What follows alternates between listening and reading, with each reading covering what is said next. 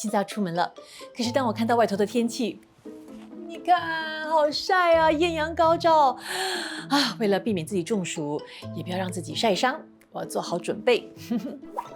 新加坡属于热带国家，全年日照强烈，高温多雨。我们除了要防晒解暑之外，我们也得要增强身体对环境温度的调试能力，否则会导致身体呢上上下下感觉到不舒服，甚至是生病。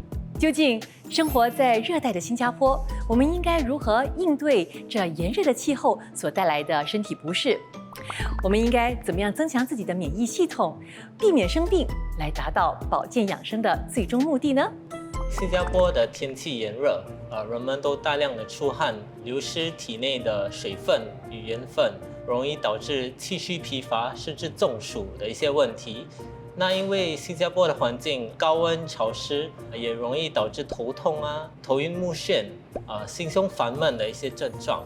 在这个炎热的环境下，人们都喜欢喝冷饮来消暑。但是我们如果过度的喝冷饮，就会伤及到脾胃，会导致腹痛、腹泻、消化不良，甚至食欲不振的一些症状。所以我们应该适当的喝冷饮，才能适当的解暑。什么才算是适当的解暑呢？就是要注意，不要在空腹的状态下，还是一边吃饭一边喝冷饮，这样可能会刺激到肠胃，然后伤及脾胃的阳气。选择一些低热量、低糖或无糖的冷饮会比较健康。那我自己本身呢，我就是很怕热，所以我就发现到，每次呢感觉到热的时候呢，我就想要跑到冷气房去，而且呢会把冷气的温度调到最低，这不太好，对不对？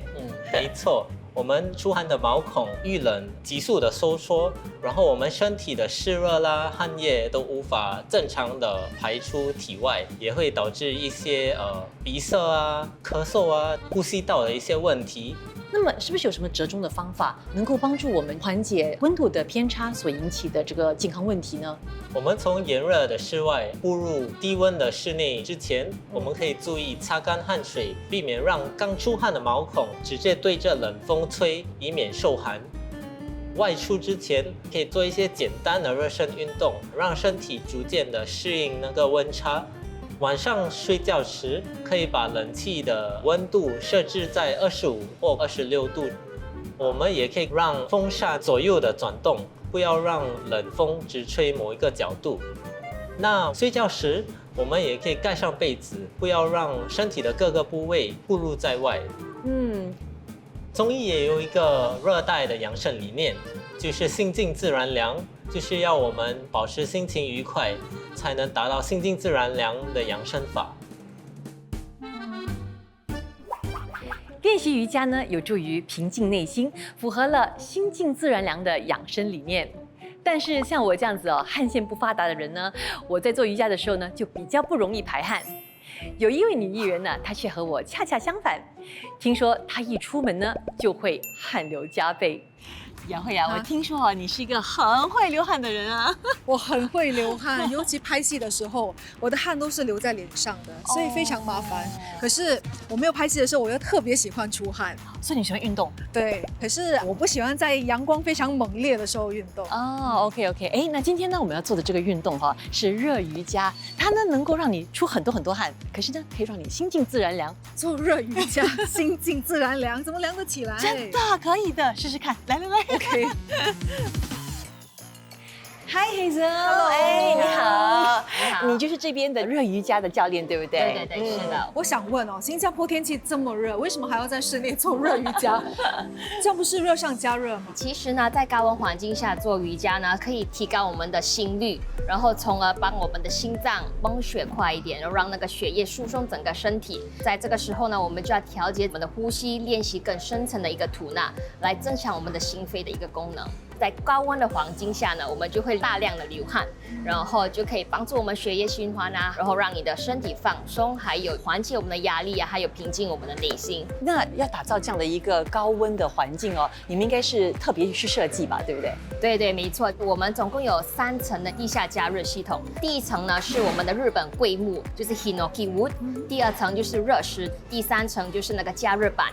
室内的温度呢，我们会调节在大概35至38摄氏度之间，是个人体能够接受的一个温度。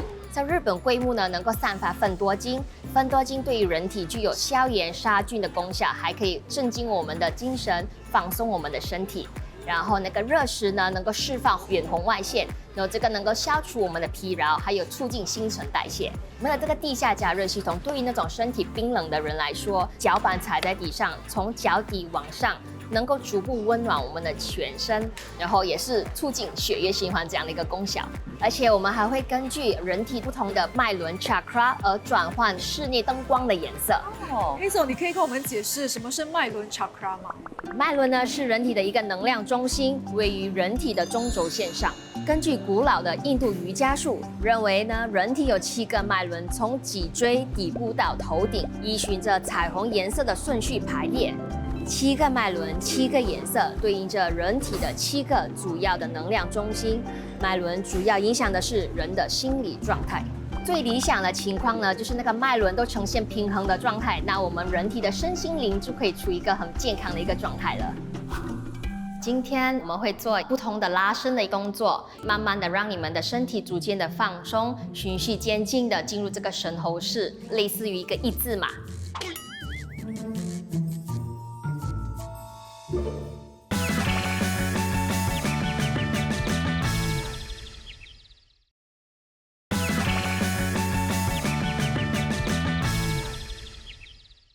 今天我们会做不同的拉伸的工作，慢慢的让你们的身体逐渐的放松，循序渐进的进入这个神猴式，类似于一个1字马。对。当老师说要做神猴式的时候，3条线。其实我之前是可以1字马的，可是我的腰受伤后，我就很少做这一类的动作。那我们现在就开始吧。好 ，OK。有一些动作呢，我们会维持比较久，所以需要你们的耐力，然后记得要调节你们的呼吸，在这期间你们也会大量的流汗。刚开始做热身的时候，我觉得还 OK， 还没有开始出汗。不过当我们开始做伸展动作的时候，我就感觉要来了，那个汗就慢慢的冒出来了，尤其是要做往后的那个动作。当你吐气的时候，微微弯向后面。当需要出力的时候，我就开始出汗了。其实那个感觉是挺舒服的，因为我是一个很喜欢流汗的人。这次呢，在做热瑜伽的时候哦，终于流汗了，而且流了汗之后呢，整个人感觉到就比较精神，整个人的心情也比较好。那现在呢，手掌往前，把你的胸膛还有额头向下。你会发现你的左腿外侧开始有一些拉伸的一个感觉。我之前练瑜伽的教室都是比较亮的，可是在这里做热瑜伽，它的灯光就比较暗，然后它的灯光也会一直换，就比如说有蓝光，那感觉会让人家觉得比较舒服，可以放松。OK， 现在我们来到神猴式，右脚往前踩，手掌之间。现在你会开始感觉到你的四头肌在拉伸。吐气的时候放松你的肌肉，臀部往下移。刚才做的有一点吃力，然后汗就开始流得更多，整个感觉呢就是一个字，痛。这个时候呢，不要再想伸展的那个痛，专注于你的呼吸，放松你的身体的一个状态。不过痛之余呢，它给我一个很大的满足感，因为我确实是感觉到，就是我的臀部跟地板的那个距离呢是越来越靠近了，所以只要假以时日呢，慢慢的练，可能还是能够做到。那做了热瑜伽之后呢，我就发现到我的心啊静了下来，而且呢，之前的一些负面情绪还有身体的不适啊，就像汗水一样被排掉了。大家都做得太棒了。好的，谢谢。我们的身体呢，对冷、对热、对温度呢是敏感的。我就打听到了，坊间呢有一种冷冻疗法，听说它对保健养生相当有效哦。我们这里采用的冷冻疗法呢，是称为 Whole Body Cryotherapy， 指的是全身的冷冻疗法。全身呢，指的是除了你的头部之外呢，身体其他的部位都会在冷冻治疗舱里面接受这个治疗。那么治疗舱里面呢，我们是使用液态氮来制造这种极低温的环境。那究竟这个冷冻疗法对我们的健康有什么帮助呢？特别是在这炎热的新加坡嘛，我们经常会待在有冷气的空间，长久下来呢，我们的身体很容易就患上慢性炎症，比如关节会酸痛、腰酸背痛、肌肉僵硬或者手脚麻木、冰冷等等的不适感。那么冷冻疗法其中一个好处是说，它能够减缓流向我们发炎部位的血液，缓解身体的炎症。第二个好处是，它能够提升我们体内的内啡肽，也称为安多酚的水平。内啡肽是人体内的一种止痛药，这种激素呢，它能够缓解我们身体的疼痛，也能够帮忙我们放松我们紧绷的肌肉。那么我们这里呢，也是有很多运动员，他们来这里接受这个冷冻治疗，就是因为这个治疗呢，能够帮助他们促进血液循环，加快恢复受损的肌肉组织，也能够加速体能的恢复。那我很好奇哦，不管我们是处在这个冷冻舱里，或是在一个冷气房里，我们都是在这个低温的环境嘛。那为什么冷冻治疗呢，却会给我们带来治愈的效果呢？这两个是根本没有办法比较的。在冷气房内呢，最低的温度也是在16度。那么在治疗舱里面的温度可达到零下150度，治疗时间呢大概是在2到3分钟左右。我们是以最短的时间、最低的温度来欺骗我们的大脑，开启身体的生存模式。在你接受那个治疗之前呢，我会请你先做一份简单的健康自我评估表，确保你身体的状况适合接受这个冷冻治疗法。接受治疗之前呢，我们也会提供一份手套跟袜子来保护对低温度最敏感的身体部位。好。其实我在等待这冷冻治疗舱启动的时候呢，我的心情是非常的紧张的，因为我是一个很怕冷的人。我只是穿了这样单薄的一件运动装，我就很担心说我这3分钟可能会感觉像30年。当我踏进那个冷冻舱的时候呢，我就跟自己讲说 ，OK， 要心情保持平静，然后要尽量冷静下来。可是你知道吗？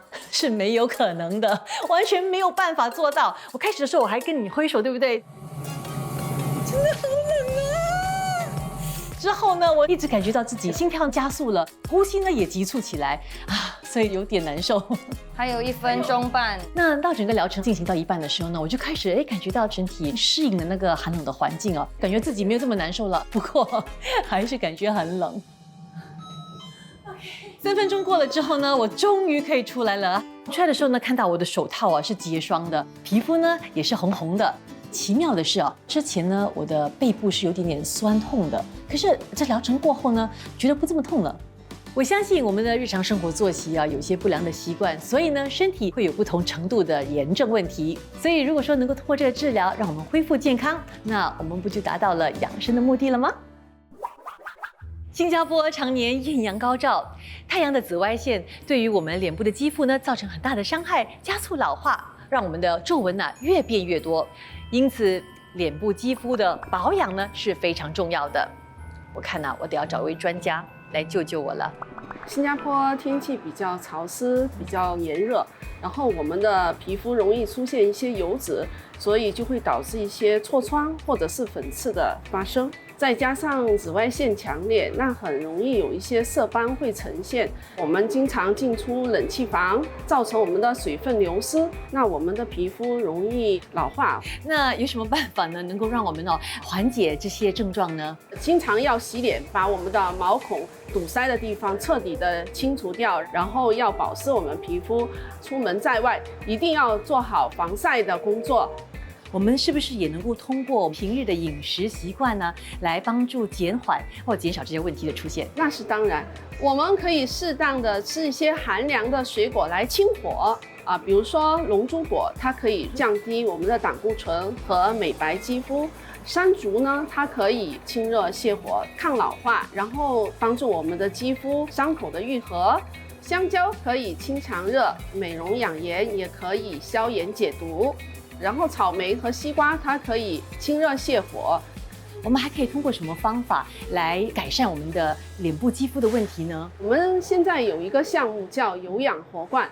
有氧活冠听起来跟拔罐有点相似是吗？那不会留下这个印记或是淤青吗？有氧活冠和普通的拔罐不一样，有氧活冠它是体积比较小的拔罐器，在我们的脸部肌肤走罐。走罐的时候，我们慢慢的把负氧离子注入您的脸部肌肤，可以促进新陈代谢、气血循环。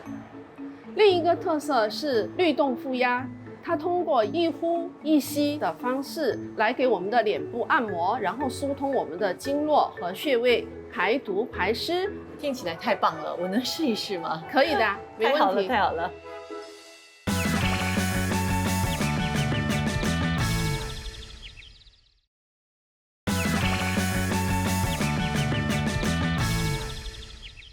好，好医师，我准备好了。好，我现在用草本精油为您按摩。 OK。那我其实没有做过拔罐哦，所以我比较担心的就是做这样的一个疗程呢，会不会我的脸呢有很多这样红红肿肿的印记？可是呢，医师把那个拔罐器放在脸上的时候呢，其实它的力道不是很强，所以呢我就放心了。这个是减少您额头的皱纹，我们也可以把这个鱼尾纹补平，然后让肌肤看上去更紧致。皮肤有一点点红，是把氧气注入您脸部的一个过程，等一会儿就消失了。好。我们可以通过一些穴位让您润肠通便，比如说我现在做的承浆穴，它在您的下巴这里，您可以一天按摩1到2次。除了这承浆穴之外，还有哪些穴位是我们可以自己按摩？那外眼角直下就是我们的全髎穴，这个全髎穴对应我们的小肠经，那它可以促进我们的新陈代谢，防止一些痤疮或粉刺的集聚。还有我们的咬肌这边，对，那它的穴位叫颊车穴，这个可以防止您牙痛啊、牙周炎啊，然后也可以达到一个美容护肤的效果。在我半边脸做完了之后呢，我真的是能够看到它的差别。哎，我觉得这边的脸哦，好像比较小了一点哦，对不对？而且比较尖哎，而且右眼角的这个下面的细纹比较少了，你看。在整个疗程过后哦，脸部的肌肉呢感觉到是比较放松的，可是呢，肌肤却是紧致的。今天我们的疗程就结束了，谢谢你了，黄医师。我在网站上呢看到了很多帮忙解暑的小贴士啊，像这个啊，把冰块呢放在风扇面前，让它直吹来降温，哎，有效哦，真的感觉凉快一点哎。另外呢，还有个妙招，我蛮喜欢的，到冰厨去。看，我们可以拿一点冷水喷在自己的身上。网络上解暑的小贴士呢，无奇不有。可是啊，他们再怎么有趣呢，也比不上我们要去找的这位男士的妙方。他有一样能够让家里变凉爽的法宝。Dr. Lam，Hello Evelyn， 你好，你好，我是来看你的法宝的。可以啊，请进，请进。谢谢。这些就是我的法宝。啊，真的好多植物哦。对呀，我不需要晒太阳，也能享受做农夫的乐趣。最特别的就是这个鱼菜共生系统。你刚才提的这个鱼菜共生系统哦，它是怎么样的一个农耕方式呢？所以鱼菜共生系统是组合了水产养殖和水耕栽培方法。鱼的粪便和水中的杂质经过结合和分解之后，化为肥料，成为蔬菜的养分。蔬菜吸收养分的时候，也会净化水质，干净的水就会循环回去水池里，给鱼群生存。那么这样的一个系统啊，怎么可以帮助我们对抗这炎热的天气呢？如果在家里有种植物的话呢，其实能把家里的环境变得更凉爽，因为从叶片蒸发的水分会帮助降低家里的温度。而且蒸发的水分也会让家里的环境有多一点的湿度，让我们比较舒服。啊，这就跟新加坡种很多植物的原因一样，对不对？可以帮我们降低城市的温度，也可以帮我们遮阳。对啊，如果是长期在太阳下，太阳的紫外线会伤害到我们的眼睛。